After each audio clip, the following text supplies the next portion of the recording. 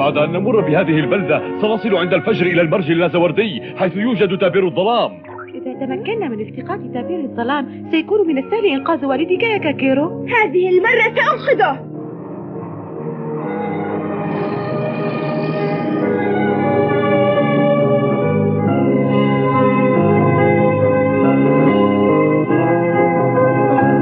هل هذه أرض معسكر؟ ومع ذلك فإن المعسكرين قد نشروا الفوضى فيه. هل هذا حقا هو المرج اللازوردي؟ يفترض ذلك، ولكن هاي، من أنت؟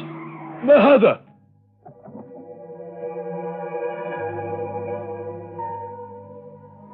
إنه مسألة الموت. إنه الصياد الذي لا تفوته أي طريقة. لكن لماذا بلينك؟ ربما لأنه حيوان نادر. رباه. تبا، لقد أخفقت. نحن لا نتسكع. بلينك رفيقنا. صحيح، هذه وحشية. ستدفع الثمن مقابل إصابة رفيق آخر. أعتذر عن ذلك. بالمناسبة، ماذا تفعلون هنا؟ إننا نبحث عن تابير الظلام. هل يأتي إلى هنا؟ ربما. يجب أن نصطاد تابير الظلام مهما كلفنا ذلك. إننا نتوسل إليك أن تخبرنا عن مكانه. هذا ما أريد معرفته. إذن فأنت تبحث عن تابير الظلام أيضا؟ لا، لست أنا. هناك أولاد يحلمون بأن يصبحوا أغنياء دفعة واحدة، فهم يبحثون عن تابير الظلام. إذن النفايات المنتشرة هنا لهم. لا بد أنها بقايا أحلامهم. إذن أين هم؟ مهما انتظرتم هنا لن يأتي تابير الظلام. يبدو أنه غير مأواه، لأن المرج اللازوردي قد فر بعيدا. وكيف يفر المرج؟ لابد أنك شخص غريب الأطوار. ألم تسمعوا به؟ بالمرج اللازوردي؟ في هذه الحالة ستنتظرون تابير الظلام جدا. لننطلق يا جان.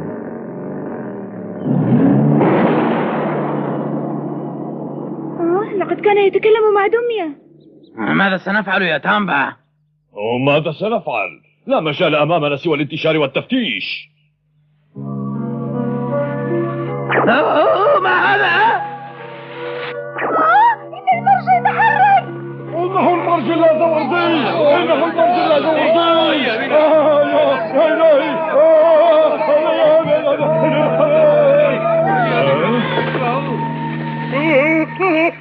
ليتشي هناك شيء على ظهري أرجوك. غريب، ما هو هذا الشيء؟ أرجوك. اخلع ثيابك، اخلع ثيابك. لا بأس. خذ هذه. ما هذا؟ ليس هذا عشبا؟ نعم، إن بعض العشب يتحرك. حاول أن تتبعه يا كاكيرو.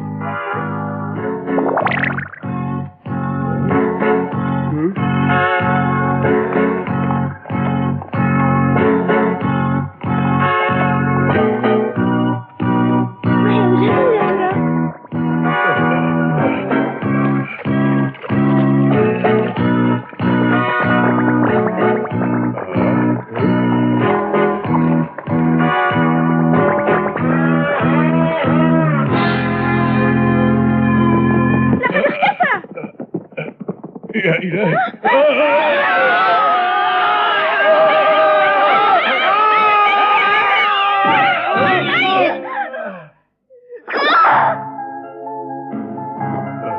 هذه المجموعة القديمة. انقذوني. تصرفوا بلباقة. ها هو يا كاكيرو.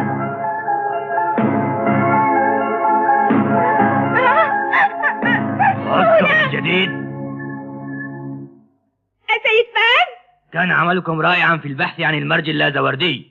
إذن ستقعون بيد القدر الذي قضى على الأولاد. إذن كانت فعلتك. هذا هو المرج اللازوردي؟ لكن لماذا يتحرك العشب؟ إنه ليس عشبا، إنها مخلوقات.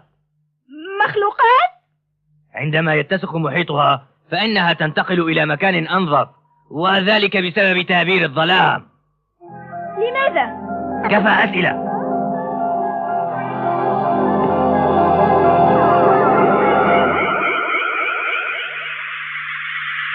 تابير الظلام.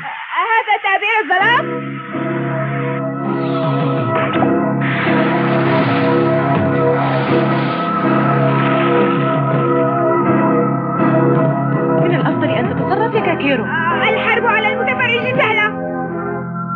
ماذا هناك يا إلهي؟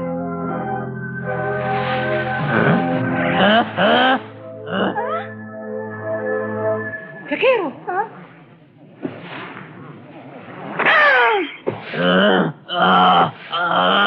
إن فعل ذلك لن يبعد العشب عنه، لكن العشب ينفر من الأشياء الوسخة، سيتم ذلك بالتأكيد. انسى ذلك يا كاكيرو، انقاذ شخص كهذا لا يفيد. لكن أنا أيضا سأساعد. تماما كما قال كاكيرو.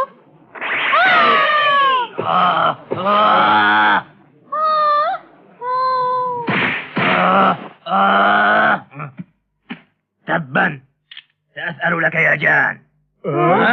أليس جان دمية يا بلين؟ هذا ما يبدو. سيدان! لهذا قلت لك اتركه وشأنه.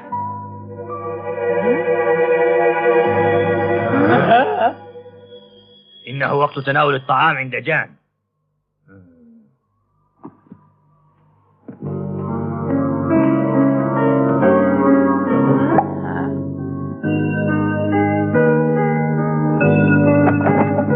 كل يا جان.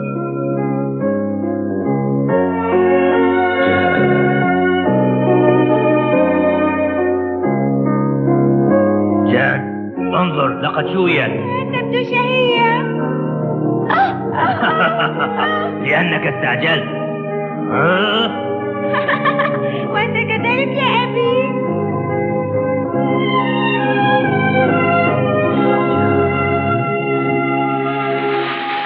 يا إلهي.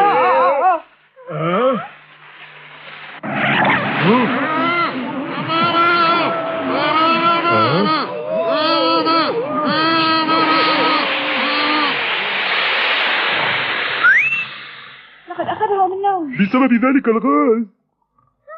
إذا حصلت على هذا العشب يمكنك أن تستفيد منه عندما يصيبك الأرق.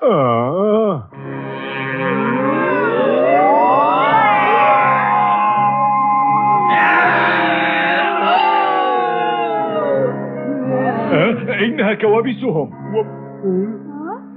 ومع ذلك فإنها مخيفة جدا. صحيح، هذا لأنهم عصابة فهم معرضون دائما بالتأكيد. ومع ذلك فإنني أشفق عليهم. ماذا يريد أن يفعل؟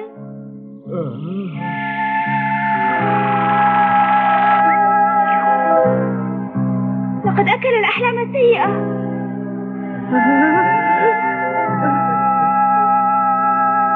هل أنتم بخير؟ شكرا لكم. إنني أشعر بالانتعاش إلى حد ما. يبدو أن الضباب الذي دخل رأسي قد انقشع.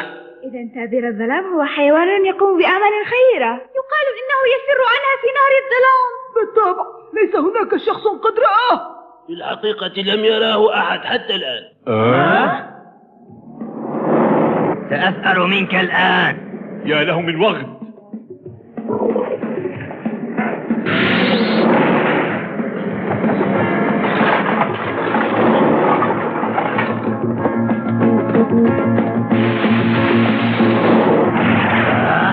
لن أخدع بذلك مرة أخرى.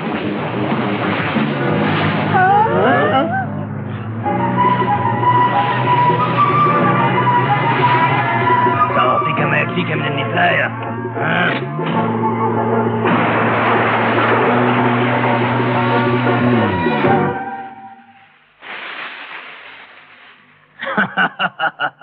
لن تأتي بشيء ما دمت أعرف ضعفك. صحيح يا جان؟ أوه، جان ليس هنا. إنه هنا. أعده لي. جان، هل تألمت يا جان؟ لا بأس الآن. إن السيد باز شخص لطيف. ألا زلت هنا يا كاكيرو؟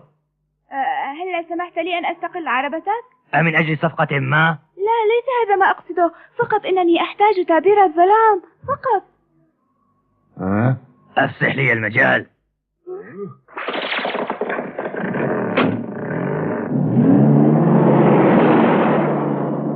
لقد ذهب. قد يصاب كاكيرو بمكروه وحده. لا، وجود بلينك معه مطمئن إلى حد ما. هل تسمح لي بسؤال؟ هل جان هذا هو بديل لابنك؟ ها؟ ربما. لابد أن جان هو طفل رائع. لماذا تبحث عن التعبير؟ لأنني أبحث عن أبي. عن أبيك؟ لقد رمي أبي إلى نهر الظلام على يد الإمبراطور جروز. نهر الظلام؟ إنه المكان الذي يقال إن تابير الظلام يعيش فيه، ومن المفترض أنه لا أحد يعرف موقعه. لهذا أنوي الذهاب إلى هناك بتتبع تابير الظلام مهما كلفني الأمر. مستحيل. لماذا؟ لأنني سأقتل تابير الظلام قبل ذلك، فهمت؟ غير معقول. تبقى طفلا. هل تظن أنني سأكف عن ملاحقة تابير الظلام إذا ما أخبرتني عن نفسك؟ وكيف ذلك؟ هذه الدموع تجعلك أشبه بجان. إنه تابير الظلام يا كاكيرو.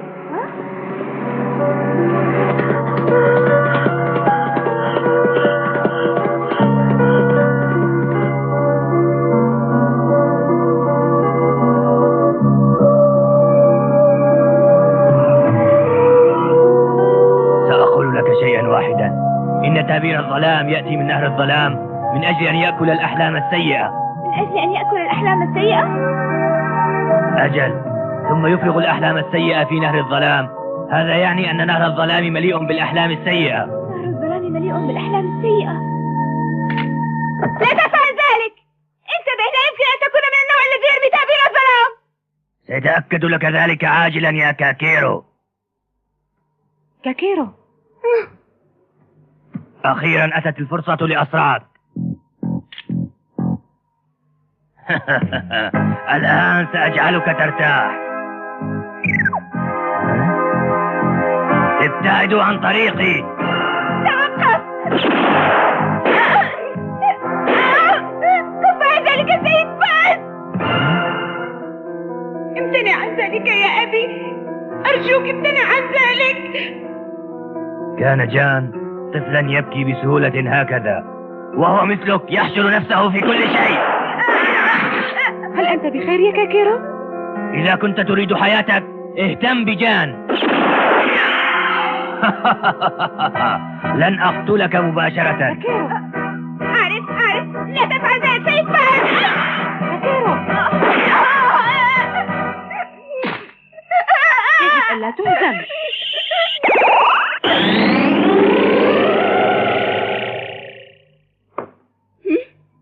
سيد فاز، لا أعرف أي نوع من الحقد تحمله تجاه تابير الظلام، لكن إن ذلك سيجعل جان يشعر بالحزن. هذا يكفي. يكفي ما تفعله. إن تابير الظلام يأكل أحلام الناس السيئة ويفرغها في نهر الظلام. إنه حيوان مفيد لنا. لقد قتل جان من قبل هذا الحيوان المفيد. إن تابير الظلام كونه صغير وغير ناضج لا يميز بين الأحلام الجيدة والأحلام السيئة.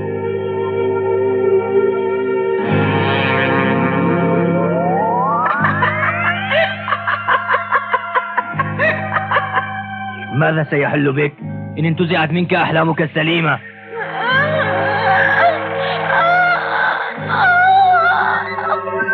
لن يكون لديك بعدها سوى الأحلام السيئة. أمر سيء.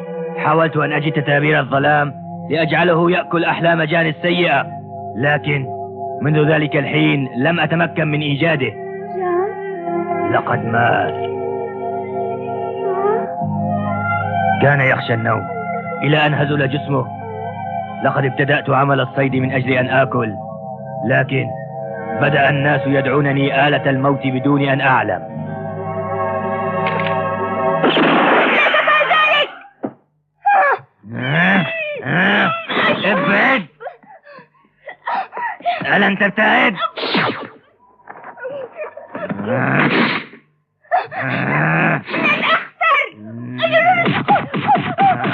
تبا لك، لن أجعلك تتصرف كالأطفال. خذ!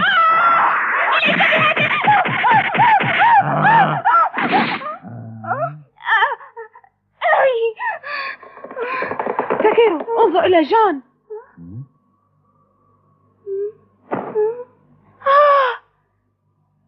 إن جان يبكي. ماذا؟ إنه يبكي، مع أن جان كان ولدا إلا أنه كان يحب الدمى. قدمت له هذه الدمية في عيد ميلاده ولم يكن يفارقها للحظة، لكن أن تبكي دمية هذا مستحيل. إنها ليست دمية، إنك تمنحها حبك لجان، لذلك فإن روح جان هي بداخلها الآن. لقد تفوقت علي يا كاكيرو. سيد باز، إذا لم يشبع تعبير الظلام فإنه لن يعود إلى نهر الظلام. أرح بالك، سأجعله يمتلئ حالا. سيد باز، آسف لإخافتك، سأتوقف عن العبث بوقتك، لذلك اطمئن. الآن نستدعي ذلك العشب.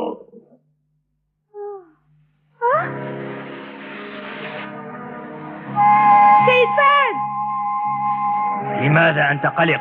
لن أقتل، بل على العكس، يقال عمل ذلك يشعر المرء بالحيوية.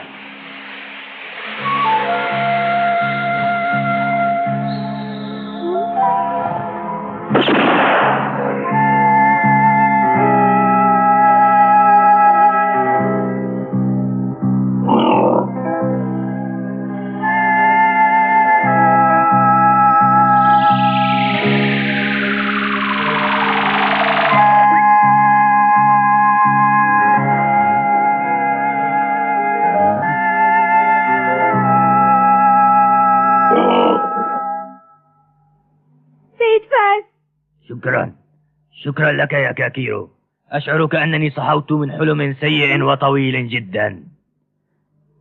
من اليوم ستتعطل آلة الموت. سيد باز،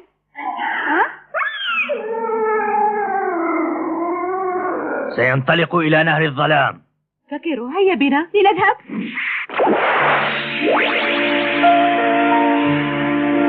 ساعده، أتمنى له النجاح.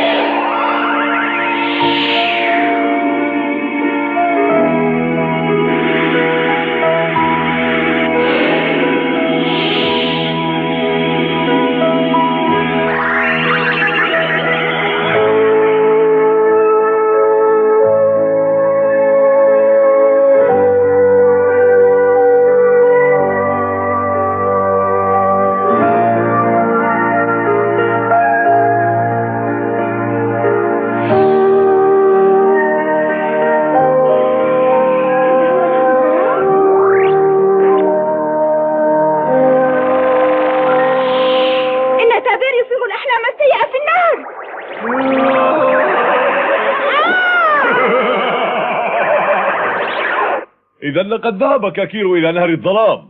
آمل أن يكون بخير. إنه بخير، أليس كذلك يا نيتشي؟ بالتأكيد، وسيعود مع والده. أجل، نحن في صفه، لا داعي للقلق، أليس كذلك؟ أجل، نحن في صفه. أحسنت يا كيرارا. صحيح، هذا هو الواقع. إنه محظوظ بأصدقائه الطيبين. لقد ذهب ليطارد التابير في نهر الظلام الأسطوري. سيتمكن من العثور على والده، أليس كذلك يا جان؟ كاكيرو انظر، إنها سفينة الظلام. أخيرا عثرنا على سفينة الظلام.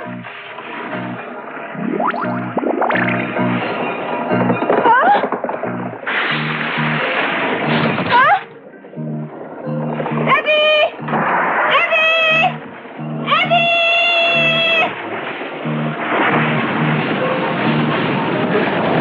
لا جدوى من ذلك.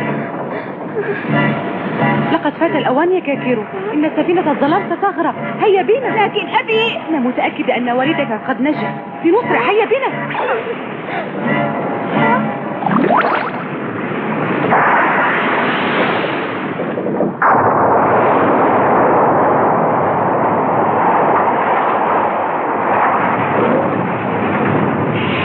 أبي.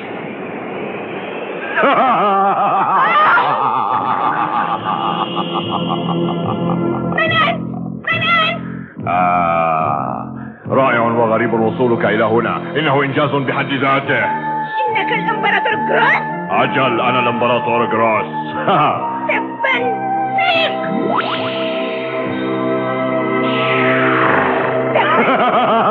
ماذا فعلت؟ ماذا فعلت؟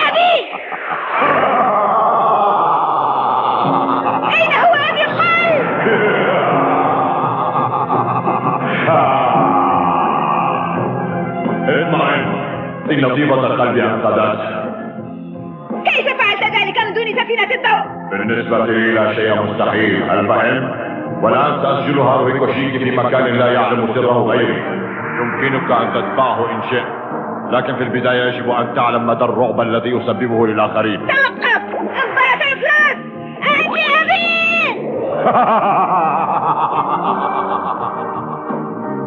كاكيرو، لينك، ما مدى القوة التي يتسم بها الإمبراطور جروز؟ مهما كانت قوته سأثبت له أن لا شيء يمنعني من إنقاذ والدي. لن أستسلم أبدا.